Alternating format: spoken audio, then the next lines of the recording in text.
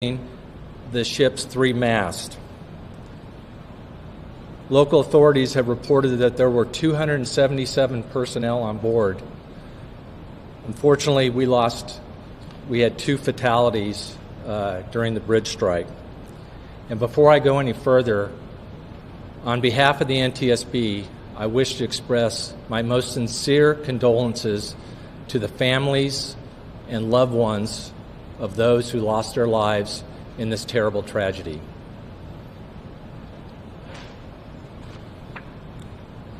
The NTSB arrived on scene late yesterday afternoon and throughout the evening, and our first day on scene was this morning, starting today. We are here to gather perishable evidence, and that's what we will be doing the whole time we will be on scene, and that'll take as many days as it needs to be. This is the start of a long process. We will not be drawing any conclusions. We will not speculate. We will also not be determining the probable cause while we're on scene. The information that I provide today, that we provide today, is preliminary and is subject to change throughout the investigation. What you can expect from us is within 30 days we will have a preliminary report. Investigations take normally between 12 months to 24 months, with one stipulation.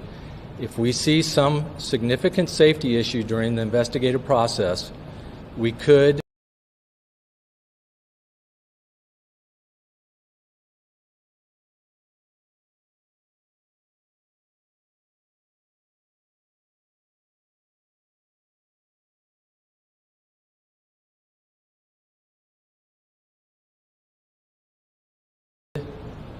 put out an urgent safety recommendation for that issue, tied in the operating environment of that.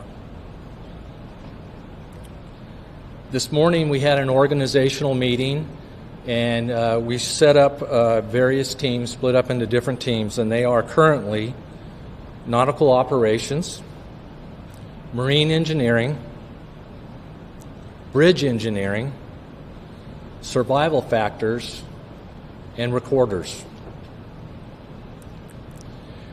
We are currently working with our counterparts with the Mexican government to gain access to the ship. We are optimistic that we will have that access very soon. In the meantime, we are working to set up parties to the investigation. The U.S. Coast Guard is always a party to a marine investigation. They're automatically a party. And we thank them for getting on scene very quickly, and we do appreciate all their support so far in supporting our lead in this investigation. The bridge team from our Office of Highway Safety has been working today with the New York City Department of Transportation, and they were doing a survey with the department there, and they have affirmed at this point that there is no significant structural damage to the load-bearing elements of the bridge. There is some damage on one of the travelers, which they use to access and survey the bridge at this point, but nothing structural from the bridge is an issue at this point. I will point out that the NTSB has long had an interest in bridge safety, including bridge strikes. Just 2 months ago, we released an interim investigative report about the collapse of the Key Bridge in Baltimore after it was struck by the Dolly, in which we made urgent safety recommendations to numerous bridge owners. These included recommendations to calculate the risk of bridge collapse after being struck by a ship, and if that risk is over an industry threshold, to take steps to mitigate the risk. We have received comments back from the New York City Department of Transportation. We just received it. We're in the process of evaluating it, but accordingly they have reported that they have run the assessment and their threshold, calculation is below the threshold. Sure, you bet. Our recorders group today, they've been canvassing the shoreline along the area where the accident is, trying to assess any closed-circuit TV and security cameras, and they have had some success today. We are very well aware that there's a lot of video out there in social media, people from cell phones and the such, and we would ask if you have video to first email us at witness@ntsb.gov. Again, that's witness@ntsb.gov. And we ask that you email us not the video, but that you have some. We will then send you a link to upload that video. We also have two personnel with us from our Office of Transportation Disaster Assistance, and they have been coordinating outreach with the Office of the Mayor of New York City, and we appreciate having them on scene. I will now turn it over to our investigator in charge, Brian Young, to give us some preliminary factual information. Brian? Thank you. Based on preliminary navigational data, I can provide the following timeline for the vessel's movements in New York. The vessel arrived on May 13th around noon and docked port side 2 at Pier 17. The vessel remained there for about 3 days, and at 8:20 p.m. on May 17th, with the assistance of a tugboat, began backing away from Pier 17. The intent was to sail south down the East River and head for sea. Preliminary weather report at this time was dusk conditions, westerly winds about 10 knots, and the current was about 0.3 knots towards the bridge. Upon departing the pier, the vessel's astern motion and speed increased up to 6 knots. And at 20:24 or 8:24 p.m., a VHF radio broadcast was sounded requesting assistance from other tugboats in the area of the Brooklyn Bridge. That was followed by 2 other requests for assistance, and at 8:24 and 45 seconds, the vessel's mast struck the underside of the Brooklyn Bridge. At 8:27, the vessel came to a stop, and at 8:30, both NYPD and FDNY assets were on scene.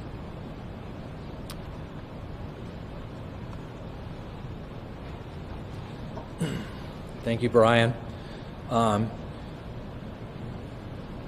Please follow us on X at NTSB_newsroom. Again, that's at NTSB_newsroom for any additional updates or further briefings.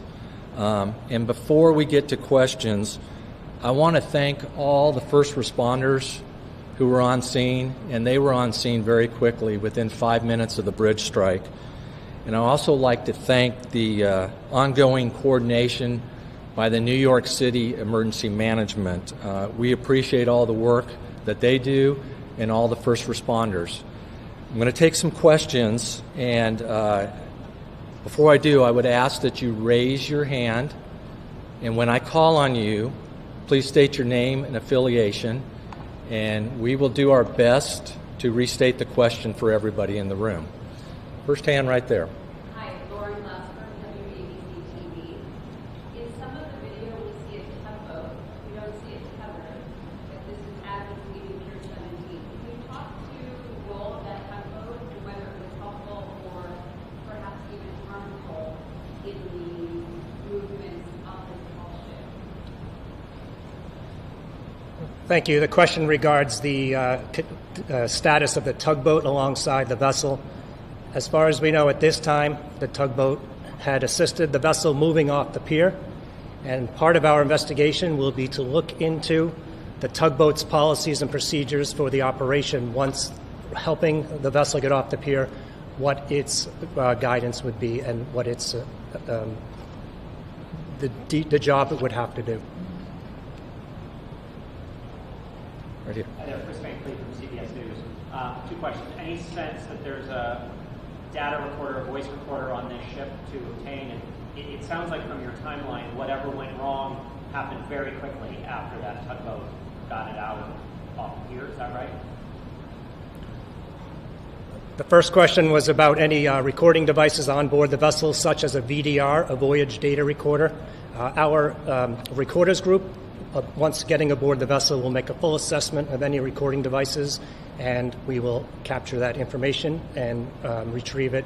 And the other question was, it was approximately 5 minutes from the time the vessel started coming astern to the time they struck the bridge. Yes. So you don't know at this point if there's a recorder? We don't know at this time, not yet. Right here. Julie Hayward, WNYC, got us two questions as well. Number one, why wasn't the ship towed out of the harbor towards Bay Bridge? Why did you decide to opt using a towboat? And then, as far as what you're exploring is what might have caused the ship to hit the bridge, has there been any discussion over whether this was an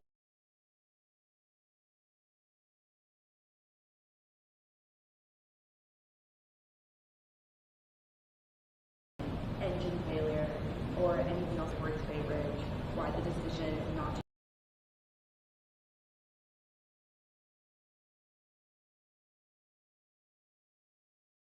towards Bay Bridge? Why the decision not to use a towboat? The question pertains to the use of a tugboat departing the harbor. Again, we are going to be, that's part of our nautical operations investigation, where we look at the procedures on what is the normal operation for a tugboat assist departing a pier. Discussion over whether this was an engine failure or what might have led to this happen.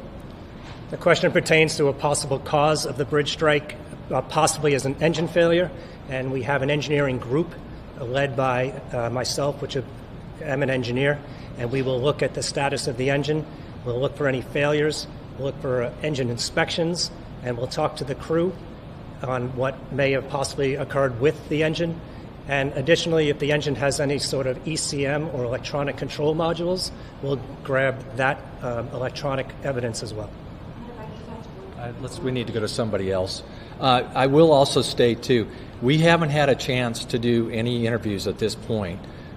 We need to interview the tugboat pilot, the harbor pilot. We'd like to the captain of the ship, and there's a lot of some other crew members we want to do, but we haven't had that chance. And again, we are not determining a probable cause, and we're not going to speculate about one because we haven't gathered enough information yet. We're just at the beginning of gathering the factual information. There's a question right here. Hi there, Mark Reynolds from CBS. Good. Two questions. You mentioned for the 6 knots. Is that typical for the boat when it's leaving, or was there some sort of an acceleration? The other question I had was when you talked about the timeline, you said that the boat left at 8:20, and at 8:24, the tugboat was calling for help.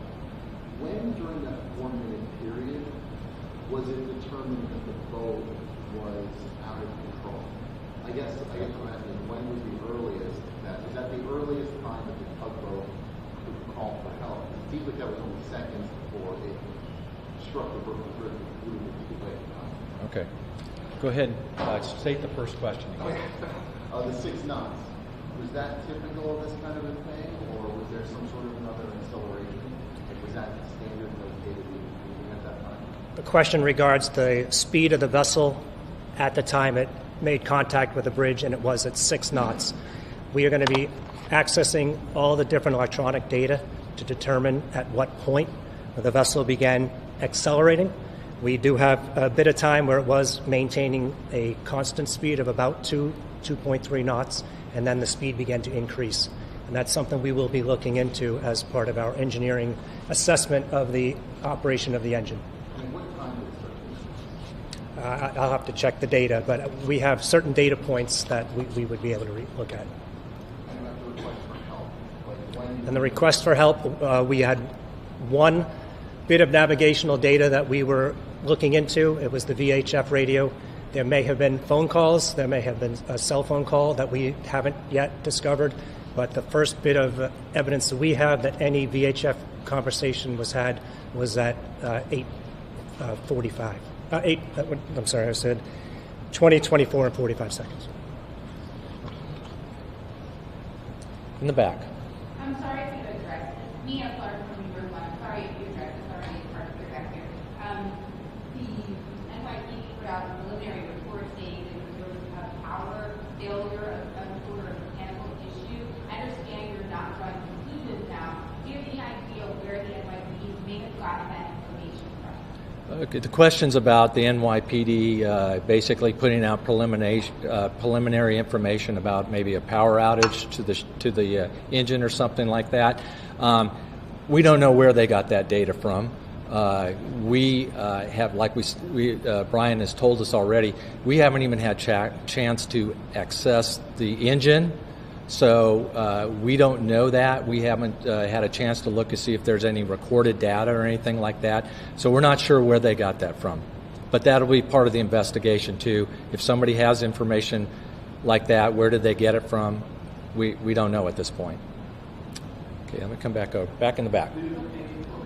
A little louder, please. I know the air conditioning is really loud. Do you have any information on the ship departed early before the conditions? I'm sorry, say it again. So, do you have any information that the ship departed early that it was supposed because the conditions, the weather conditions? Ship, okay. The question is, do we have any information that the ship departed early because of the weather coming in? We have no information on that at all. We haven't had a chance to talk to any of the crew at this point. Okay. Why is that? We are waiting. The question is, why haven't we had a chance to talk to the crew yet? We are working with our counterparts in the Mexican government to gain access to the ship, and hopefully with some of the crew members to be able to interview them. Not unlike the harbor pilot, the docking pilot, we're going to interview them here in the near future. Question? Have you gotten any response from the Mexican government?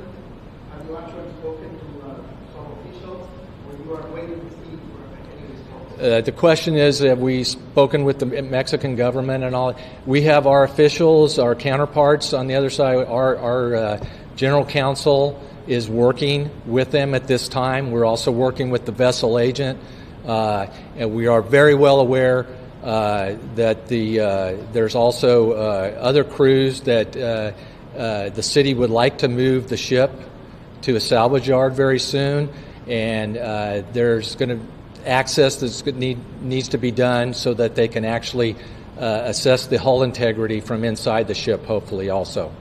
Another question right here. Sir, I have two questions for you. First, where exactly is the crew now and where is the ship now? And then secondly, in previous bridge strikes, what have been the spectrum of causes? Can you just take us through that? Okay, you want to? The first question was, where are the crew and the ship at this time? They are docked on the east side of Manhattan, and the intent is, once it is deemed that the vessel is structurally sound, they will tow it to a repair facility. And they're on the ship living there? Yes, the crew is living on the ship right now. And then the second question about the spectrum of possible causes of previous bridge strikes in the U.S.? Give me the whole question again. Sure. Can you just take us through the spectrum of past bridge strike causes? Okay, he's asking a question about the whole spectrum of previous bridge strikes and causes. There are multiple bridge strikes out there, and it depends on the size of the ship in many cases. The vast majority of them, looking at the statistics, have been barges. I think a lot of them are mainly on our inland rivers. We've had numerous recommendations out there over the years. The most current one we have was from the Dolly in Baltimore, and you saw the results of that bridge strike. It was catastrophic, so that's why we put out an urgent safety rec just here recently for bridge owners to take a very close look at their risk assessment of their vulnerability of a bridge being brought down by a boat strike or a ship strike. Okay. One more question, right here. So, I want to ask about the crew. We've seen that many of them went back to Mexico. So, the folks on the ship, are those people the ones that you need to interview?